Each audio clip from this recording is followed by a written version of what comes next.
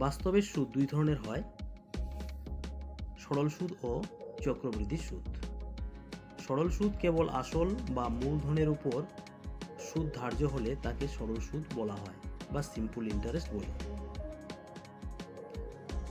চক্রবৃদ্ধি সুদ কোনো নির্দিষ্ট সময় শেষে অর্জিত সুদ মূলধন বা আসলের সঙ্গে যুক্ত করে ওই সুদ আসল বা সমৃদ্ধি মূলকে পরবর্তী নির্দিষ্ট সময়ের জন্য নতুন আসল বা মূলধন হিসাবে গণ্য করে পুনরায় যখন সুদ হিসাব করা হয় তখন সেই সুদকে চক্রবৃদ্ধি সুদ বা কম্পাউন্ড ইন্টারেস্ট বলা হয়। সমূল চক্রবৃদ্ধি সুদ কি? আসল বা মূলধন এবং কোনো নির্দিষ্ট সময়ে চক্রবৃদ্ধি সুদের সমষ্টিকে সমূল চক্রবৃদ্ধি বলা হয়ে থাকে। চক্রবৃদ্ধি সুদের সূত্রগুলি নিয়ে ভিডিওটি তৈরি করা হলো। চক্রবৃদ্ধি সুদের পর্ব সাধারণত 3 মাস, 6 মাস বা 1 বছর হয়ে থাকে।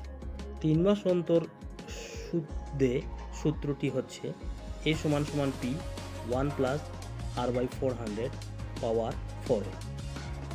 6 মাস অন্তর সুদে সূত্রটি হচ্ছে a = p 1 + r/200 power 2n।